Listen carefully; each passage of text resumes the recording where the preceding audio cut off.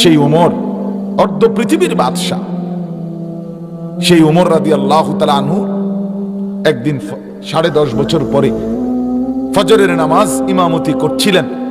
এই অবস্থায় এক অগ্নিপূজক কাফের মাজুসি আবু লুলু নামে সে ছদ্মবেশে ফজরের ওয়াক্তে চাদর দিয়ে শরীর ঢেকে ওমর রাদিয়াল্লাহু তাআলা আনহুর বরাবর সামনের কাতারে দাঁড়াইয়া হযরত ওমর রাদিয়াল্লাহু তাআলা আনহুকে সে কোমরের মধ্যে 7-8টা ঘাই দিছে নামাজ অবস্থায়। উনি পড়ে গেছেন, রক্তে ভেসে গেছে মসজিদে নববীর মেহরাব। সেই মেহরাব, যে মেহরাবে নবী দাঁড়াইতেন, সেই মেহরাব রক্তে লাল হয়ে গেছে। হযরত ওমর রাদিয়াল্লাহু তাআলা আনহুকে ধরাধরি করে ঘরে নিয়ে গেছে। 3 দিন পর্যন্ত ওমর রাদিয়াল্লাহু তাআলা এই অবস্থায় আহত ছিলেন। মুখে যত খাবার, ঔষধ, পথ্য যাই দিত এদিক দিয়ে সব বের হয়ে যাইত। এই অবস্থায় হযরত ওমর রাদিয়াল্লাহু তাআলা আনহু একদিন ওনার সামনে দাঁড়িয়ে হযরত আব্দুল্লাহ ইবনে আব্বাস রাদিয়াল্লাহু তাআলা আনহুমা, আরেকজন সাহাবী, নবীজির চাচাতো ভাই আব্দুল্লাহ ইবনে আব্বাস, উনিও বিখ্যাত সাহাবী। উনি দাঁড়ায় দাঁড়ায় বলতেছিলেন, হযরত ওমর কাঁদতেছিলেন, খলিফাতুল মুসলিমিন ওমর, আপনি কেন কাঁদেন? আল্লাহ তাআলা আপনার দ্বারা ইসলামের কি বিপুল পরিমাণ খেদমত নিছে। কত দেশ, কত রাজ্য, কত অঞ্চল আপনার আমলে বিজয় হইছে। দিক দিগন্তে কালেমার পতাকা উঠছে। আপনি ইসলামের সুমহান বাণী কত ঊর্ধ্বে উঠায় দিছেন। আল্লাহ তাআলা আপনাকে নিশ্চয়ই অনেক মর্যাদাবান করবেন, আপনি ঘাবড়াবেন না। আমরা নিজে কিতাবে পড়ছি, আমি যে কথাটা লেগে বলছি মিয়া, কসম আল্লাহর। ওমর তখন চোখের পানি মুছতে মুছতে বলছে আব্দুল্লাহ ইবনে আব্বাসকে, ইবনে আব্বাস, দোয়া করো লা আজরা ওয়ালা ভিজরা, আল্লাহ যেন হাসরের ময়দানে কমপক্ষে এতটুকু করে যে আমার যা নেকি, আমার যা গুনাহ কমপক্ষে যেন সমান সমান হয়। যে নেকিও নাই, গুনাহও নাই, এতটুকু যদি হয় আমার জন্য যথেষ্ট। লা আজরা ওয়ালা ভিজ, আজরও নাই, ভিজরও নাই। হিসাব কিতাব করে যদি এতটুকু হয় যে আর নেকিও নাই, আর কি নাই, গুনাহ, তো সারি দোয়া করে দাও। এতটা ভয় করছে, এতটা ভয় করছে। হ্যাঁ, আমরা ব্যবসা সারা বন খাইতে খাইতে ব্যস্ত যাইব গা। সাধুয়ানের কথা শুনলে ব্যস্ত 2-1 ঘুরিয়া এলেছে। ভালো মানুষ তো দেখি না, না করতে ফাং না, মানে ভালো মানুষ তো দেখি না। ভালো মানুষ কই? ব্যস্ত যাই না, লোকে তো দেখি না, না উনি লোকে দেখে না। নাউজুবিল্লাহ, নাউজুবিল্লাহ। হ্যাঁ, অথচ যিনি বলেন কোন মানুষকে এটা ফিকির করা, আমার আখিরাত, আমার পরকাল, যাদের বিপুল পরিমাণ, আসমান পরিমাণ যাদের আমল নেকি, তারা এতটা ভয় পাচ্ছেন, আমার বাপ, আমি আর আপনি তাহলে কি পরিমাণ ভয় পাওয়া উচিত? আল্লাহ আমাদেরকে বুঝ দান করেন। অতএব মূল বক্তব্য, প্রথম বক্তব্য আখিরাত। জিন্দেগি যেন হয় আখিরাত নিয়ে, জীবন যেন হয় আখিরাত নিয়ে। রাত কাটবে আখিরাতকে নিয়ে, দিন কাটবে আখিরাতকে নিয়ে, সকাল কাটবে আখিরাত। মুসলমান ছেলেরা, বাপ তোমাদেরকেও বলি, অনুরোধ আমার, যদি বাবা খবর না নেয়, যদি মা তোমার আখিরাত আর পরকালের খবর নাও নেয়, তবুও নষ্ট হইও না, তবুও নিজের নষ্ট করো না।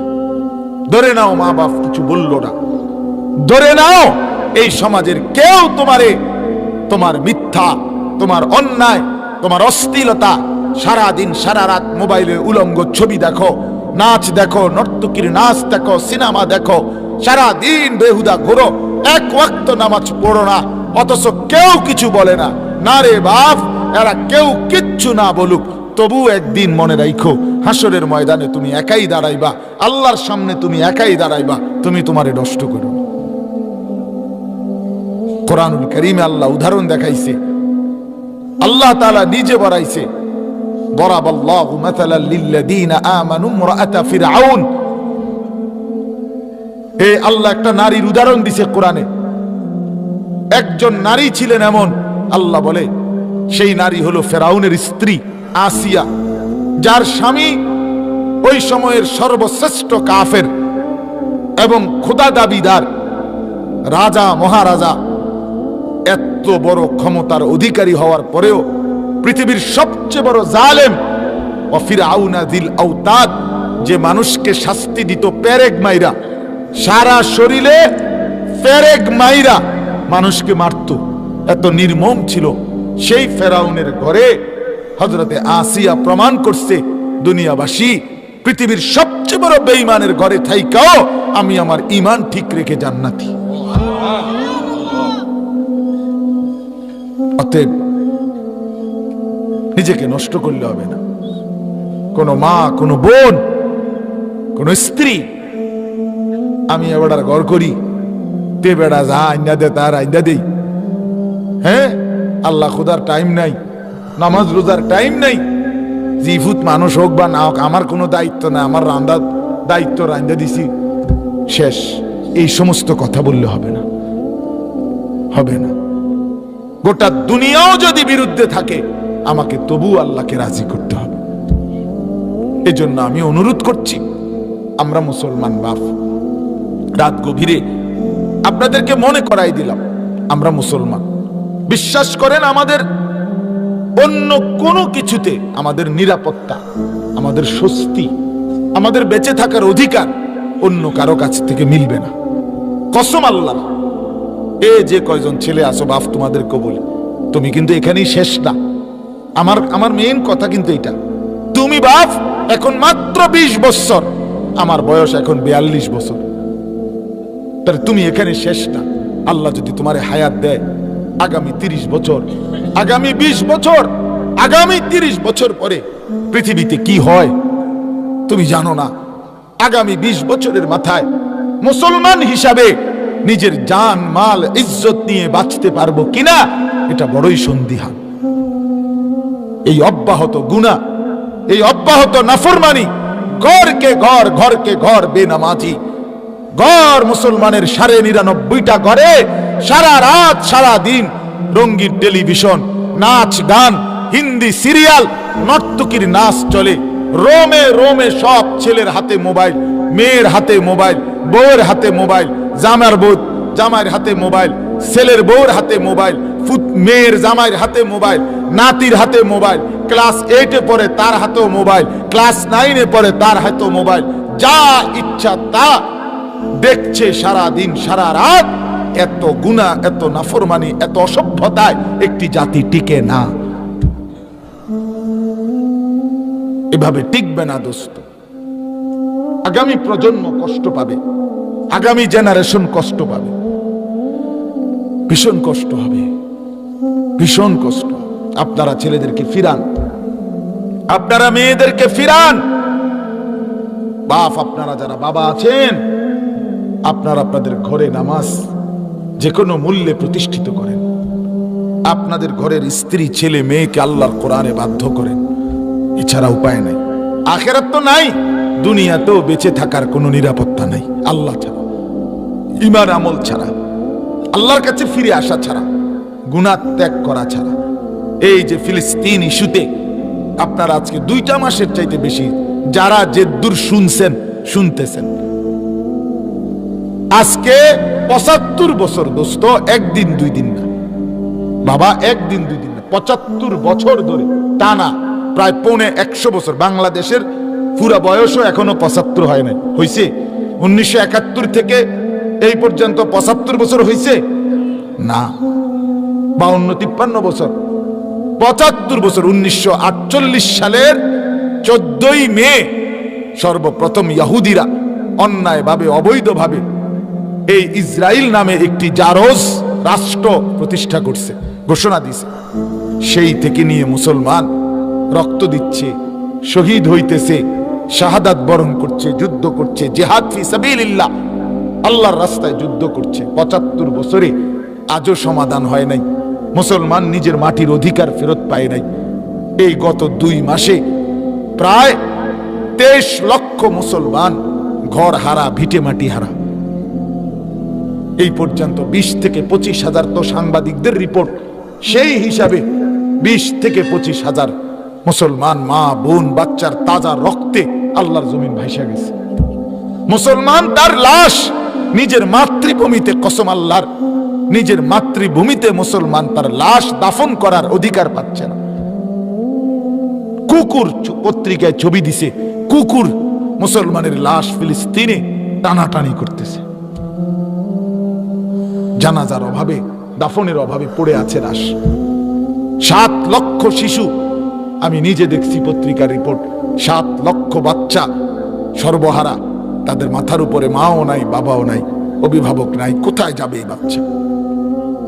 আমার যে 2 বছরের বাচ্চাটা বললাম যে ডাক্তারের কাছে নিছি, প্রতিদিন রাতে, আমি যদি রাতের 3টা বাজেও যাই, বিশ্বাস করেন, রাতের 3টায়, 3:30, 2:30, 2টা, ঘরের সবাইও যদি ঘুমায় যায়, আমার এই 2 বছরের বাচ্চা ঘুমায় না যতক্ষণ আমি না যাই।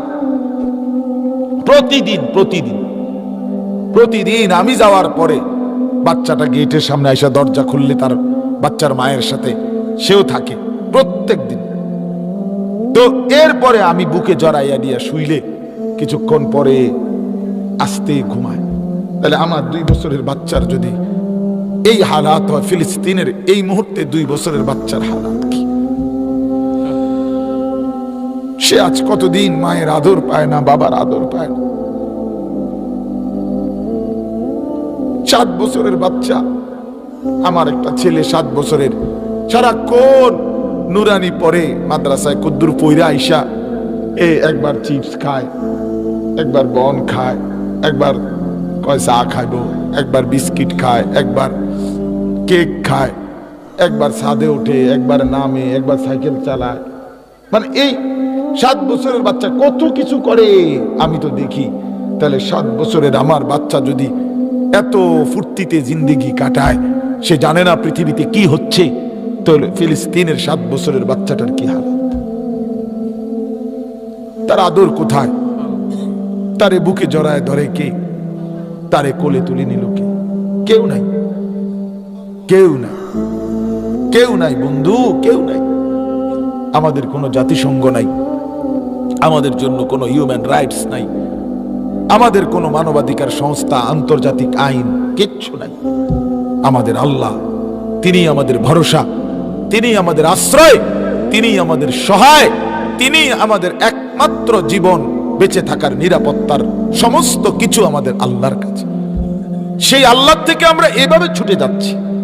আপনারাই বলেন বাবা, এখানে যারা বসছেন, আল্লাহর দোহাই ছেলেরা তোমরাও ভাবো, ভাইয়া তুমি তোমারে নিয়া বাবা, আমি জামুগা দোস্ত, একটু পরেই আমি আমার পথে চলে যাব ক্যান্টনমেন্ট, তুমি তোমার ঘরে ফিরে যাবা। ভাইয়া তোমারেও আমি আটকামু না, তুমিও আমারে আটকাইও না।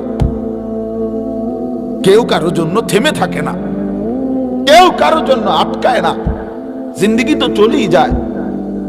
কেউ ভর্তা খায়, কেউ আলুর ভর্তা খায়, কেউ ডাল খায়, কেউ গোশত খায়, কেউ মাছ খায়, কিন্তু কিছুক্ষণ খাইলে ডাল দিয়া যে ভাত খায় তারও পেট ভরা যায়, 10 আইটেমের গোশত দিয়া যে ভাত খায় তারও পেট ভরা যায়। একটু পরে সেও বলে আর লইতাম না ভাত, পেট ভরা গেছে। একটু পরে ডাইল খাওই না বেটাটাও, আলুর ভর্তার ওরা লোকটাও বলে আর লইতাম না, পেট ভরে গেছে। ঠিক কিনা বলেন? দুনিয়া ফুরায় যায় বাপ, দুনিয়া শেষ। দুনিয়া এমনি এমনি মিললে যায়, কিন্তু কবর মিলবে না, আখিরাত মিলবে না। তোমরা যারা নামাজ পড়ো না, আপনারা মাঝ বয়সী যারা নামাজ পড়েন না, আপনারা যারা বিড়ি সিগারেটে অভ্যস্ত, আপনারা যারা গুনার মধ্যে অভ্যস্ত, আপনাদের যাদের ঘরে প্রতিদিন টেলিভিশন চলে, আপনাদের যাদের স্ত্রী নামাজ পড়ে না, আপনাদের যাদের মেয়ে পর্দা করে না, আপনাদের যাদের ঘরে কেউ ফজরের নামাজ পড়ে না, কেউ আল্লাহর কোরআন পড়তে জানে না, এই বাপ আপনারা কেমনে কবরে যাইবেন, আখিরাতে কেমনে দাঁড়াইবেন আমারে বলেন? আহারে মরবেন কেমনে আপনারা, দাঁড়াইবেন কেমনে আপনারা, কি বলবেন আপনারা? একজন হুজুর রিদিয়া 100 টাকা দেওয়ার পরে হুজুরে দোয়া করে দিলে আপনি বেহেশতে যাবেন? হ্যাঁ, বেহেশত হুজুরের আব্বার সম্পত্তি না? হ্যাঁ, এত সোজা বিষয়টা না। বেহেশত হুজুরের বাপের সম্পত্তি না। বেহেশত হুজুরের টেন্ডার লইছে নাকি? হুজুরের হিসাব দেওয়া লাগতো না? কথা বলেন না কেন? হুজুরের হাসন নাই, হুজুরের বিচার আছেন নাই তো তাইলে হুজুরই তো দৌড়ের উপরে থাকবে, হুজুরই তো দৌড়ের উপরে থাকবে। লিকুল্লি ইমরিইম মিনহুম ইয়াওমাইদিন শা'নুন ইউগনিহ। রব্বুল আলামিন বলেন ফাইদা নুফিখা ফিস সূর ফালা আনসাবা বাইনাহুম ইয়াওমাইদিন ওয়ালা ইয়াতাসাআলুন। আল্লাহ তাআলা বলেন বান্দা, ইসরাফিল যখন দ্বিতীয়বার ফু দিবে, হাসরের মাঠ কায়েম হবে, কোটি কোটি মানুষ যখন হাসরের ময়দানে দাঁড়াবে, ফালা আনসাবা বাইনাহুম ইয়াওমাইদিন, কোন মানুষ কাউকে বংশের আত্মীয়তার কোনো পরিচয় দিবে না। কসম আল্লাহর, এটা কোরআনের আয়াত। ফালা আনসাবা নাসব, বংশের কোনো পরিচয় দিবে না।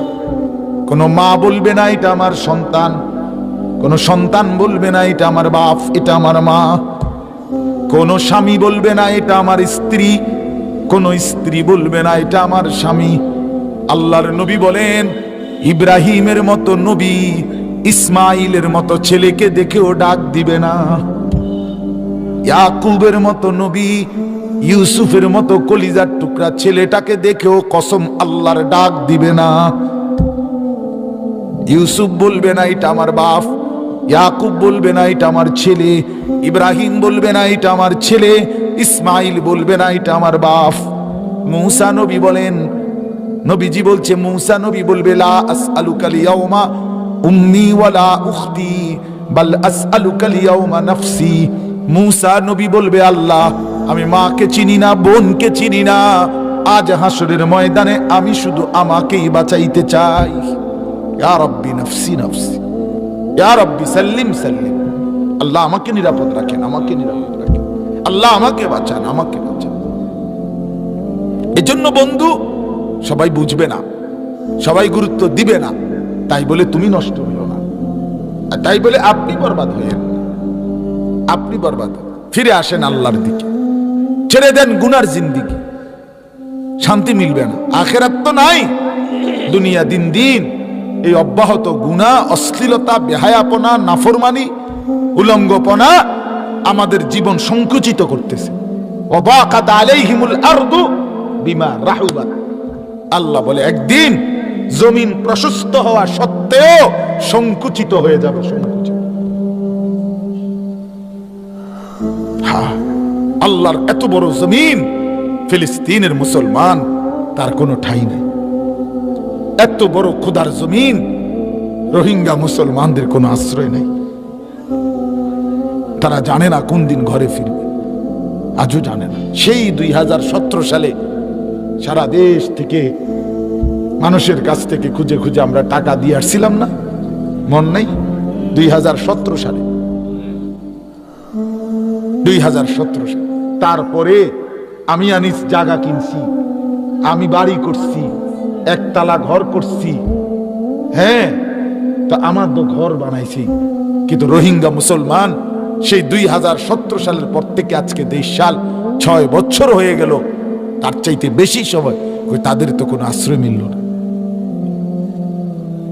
তাইলে আমাদের, আমি প্রায় এই কথাটা বলছি কয়দিন, যে দোস্ত একবার যদি কেউ, আমরাও একবার যদি গড় দিয়া ফইরা লাই, কাইতিয়া যাই, তা আবার উঠতে দাঁড়াইতে খবর আছে।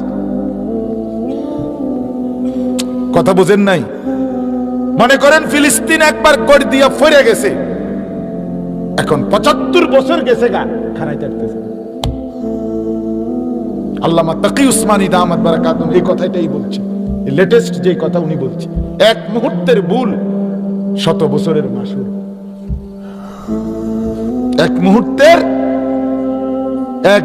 মুহূর্তের পিছলা খাওয়া মৃত্যু পর্যন্ত ফাওড়া ভাঙ্গা গেল। আর কথার কথা, এত শেষ, এই ভাঙ্গা পাও তো আর ফিরবে না। আমাদের হালাত কিন্তু এখানে এসে দাঁড়াইছে। পৃথিবীর কোন অঞ্চলের মুসলমান যে কখন নির্যাতিত হয় বলা যায় না, বলা যায় না। ইন্ডিয়ার পাশে আমরা বাংলাদেশ, মনে করেন এখনো এতক্ষণ স্বাধীন আছি, কিন্তু ইন্ডিয়ার পাশে কাশ্মীর আজকে 76 বছর 1947 সালে কাশ্মীর স্বাধীনতা চাইছে, ব্রিটিশ শেষ চলে যায় যখন, আজকে 76 বছরে খোদার কসম কাশ্মীর স্বাধীন হয় নাই, ইন্ডিয়ার সাথে যুদ্ধ করছেই করছে। কত হাজার লক্ষ মুসলমান এই পর্যন্ত কাশ্মীরে শাহাদাত বরণ করছে, তার কোনো কুল কিনারা না। তুমি খবর নাও, তুমি খবর নাও। 76 বছর, 1947 থেকে 2023 আজও স্বাধীন হয় নাই। 1964 ইংরেজিতে প্রথম রোহিঙ্গা মুসলমানরা নির্যাতিত হওয়া শুরু করছে, এই বার্মার মিয়ানমারের আর্মি সরকারের মাধ্যমে। আজকে 59 বছর, এখনো তারা মাটির অধিকার পায় নাই। তাহলে আমার বয়স 42। কল্পনা করেন, ফিলিস্তিন আজকে পরাধীন 75 বছর, কাশ্মীর আজকে পরাধীন 76 বছর, রোহিঙ্গা আরাকান আজকে পরাধীন 59 বছর। তাই আমার বয়স 42। এবার আমি কল্পনা করেন আমাকে নিয়ে ভাবি, আমি ফিলিস্তিনের সন্তান, তাহলে তো আমি জন্ম থেকে কোনোদিন স্বস্তি পাই নাই। আমার 42 না তো ওইখানে নির্যাতিত কত বছর ধরে? তাহলে আমি আমার পুরা হায়াতটা, আমি যদি আজ ফিলিস্তিনের একটা সন্তান হইতাম, তাহলে আমি কি গত জন্মের পর থেকে আজ পর্যন্ত কোনোদিন স্বাধীনতা পাইছি? আমি বেঁচে থাকার অধিকার পাইছি? আমি কল্পনা করি আমি কাশ্মীরের সন্তান, তাহলে তো আজকে 76 বছর, আমার বয়স 42। তাহলে আমি কাশ্মীরের সন্তান হলে আমি কি কোনোদিন নিরাপত্তা পাইছি? আমি যদি রোহিঙ্গা সন্তান, আমি রোহিঙ্গা যদি হই, ধরে নিলাম আমি রোহিঙ্গা, তাহলে আমি তো জন্মের পর দিন কোনোদিন আজকে 42 বছরে কি পাই নাই? সুখ পাই নাই। সুখ মিলবে কোন দিন? ওই মানুষগুলো সুখ মিলবে কোন দিন? এজন্য বাবা আপনাদেরকে বলছি, আপনাদের ছেলে আছে, আপনাদের মেয়ে আছে, আপনাদের স্ত্রী আছে, আপনাদের নাতি নাতনি আছে, এদের জন্য যদি কিছু রেখে যান তো আল্লাহর কসম কোরআনুল কারীমের তেলাওয়াত রেখে যান। এদের জন্য যদি কিছু রেখে যান তো এদের প্রত্যেকের কপাল সেজদাওয়ালা কপাল। এদের জন্য যদি কিছু দিয়ে যান তো এদের জবান আল্লাহর জিকিরওয়ালা জবান বানায়। আমি তো অনেক সময় বলছি আলহামদুলিল্লাহ, আমরা 5 ভাই 3 বোন। আমার আব্বা 2015 সালে ইন্তেকাল করছে। আমার আব্বা 43 বছর এক টানা এক মসজিদে ইমামতি করছে, কুমিল্লা শহরে ঠাকুরপাড়া। হ্যাঁ, তো বাবা এই দিন শিখাইছে, কোরআন শিখাইছে। 2015 সালে বাসায় আব্বা ইন্তেকাল করছে। আমরা 5 ভাই 3 বোনই ছিলাম। আমাগো বাচ্চা যা ছিল 5 ভাই 3 বোনের সবাই ছিল, মিলাইয়া মোট 25 জন ছিলাম আমরা। 25 জনে আল্লাহর কোরআন পড়তেছি চারদিকে। খোদার কসম ঠিক এই মুহূর্তে আব্বা কবরে গেছে, আব্বার রুহু কবজ হয়েছে। আমি মারে বলছিলাম, মা আপনি কাইনবেন না, কাইন্দেন না মা। একটু পরে মুনকার নাকির আমার বাপকে যদি প্রশ্ন করে মান রব্বুক, তোমার রবকে, আমার বাপ বলবে ফেরেশতা। 25 জন বংশধর এই মুহূর্তে রবের কোরআন পড়া রাইখা এখানে আসছি। তুমি কি জিগাইলা ফেরেশতা? রব চিনবো না? আরে বলো কি, রব চিনবো না কেন? রব না চিনলে আমার বংশের 25 জন রবের কালাম কেমনে পড়ছে?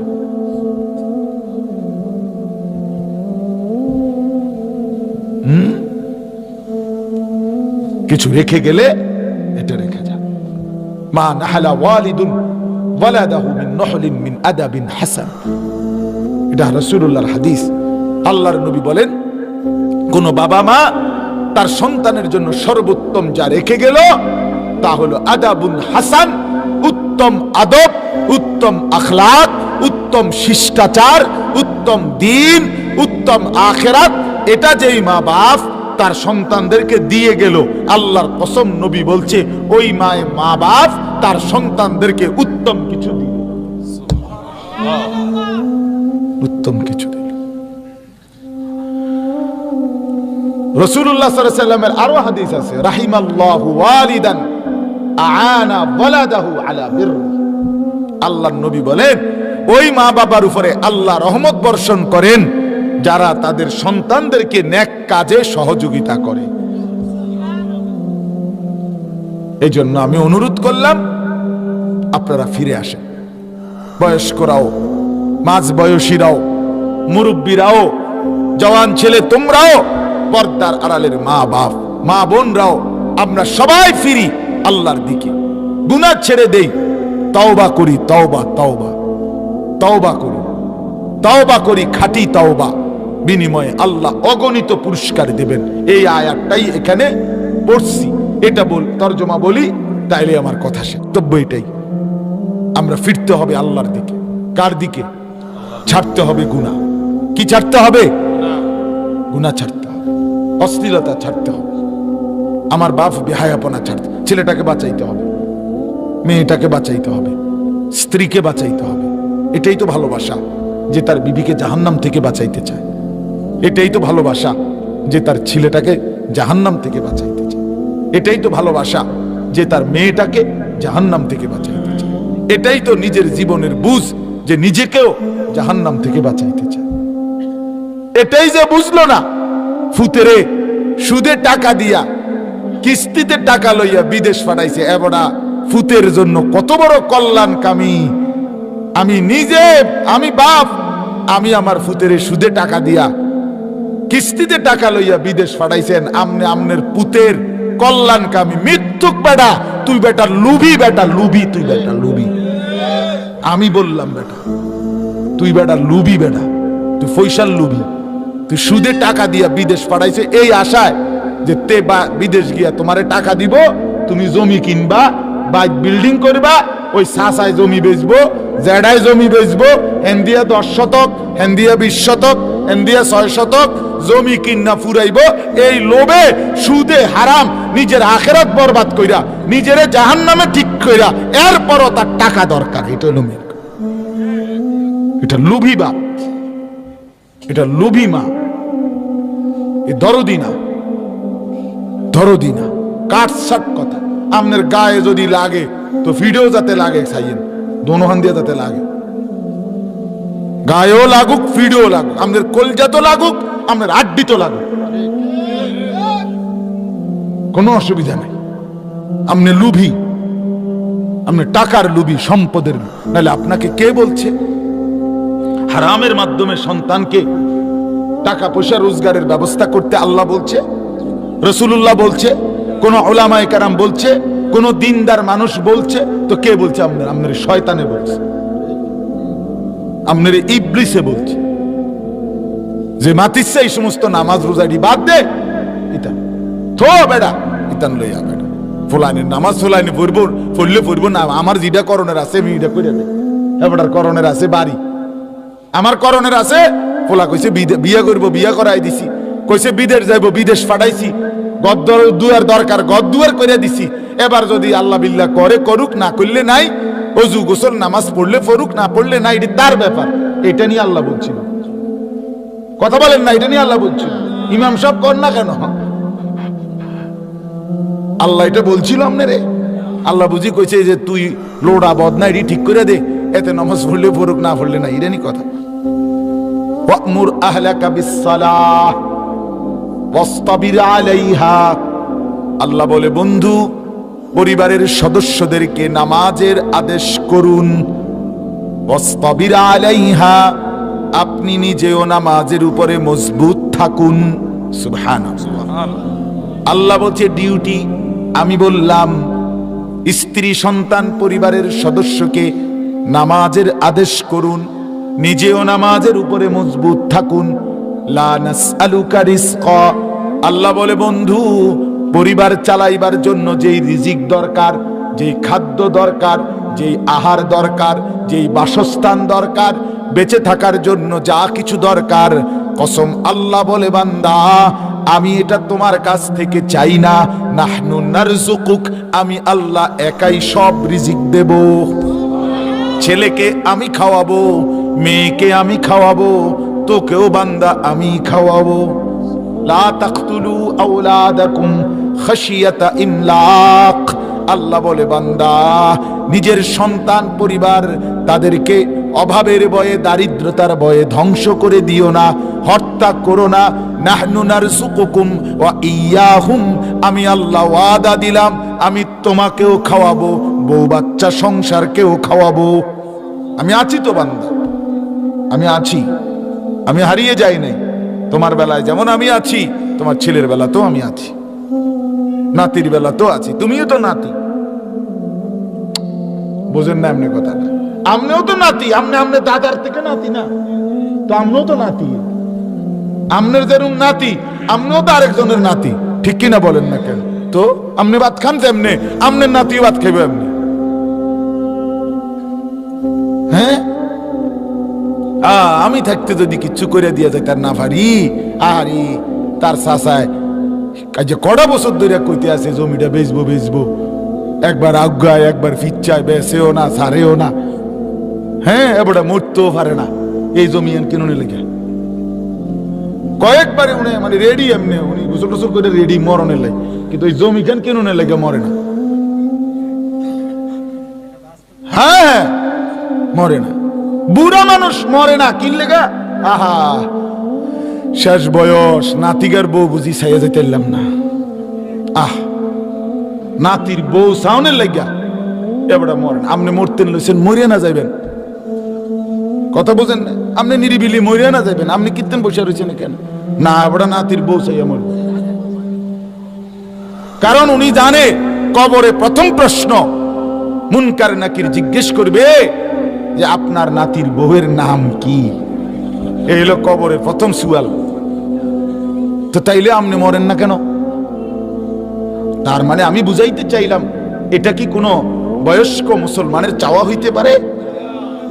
আম কুনতুম শুহাদা ইদ হাদারা ইয়াকুবাল মাউত ইজ ক্বালা লিবানিহি মা তা'বুদুনা মিন বাদি ক্বালু না'বুদু ইলাহাক ওয়া ইলাহা আবাইক ইব্রাহিম ওয়া ইসমাঈল।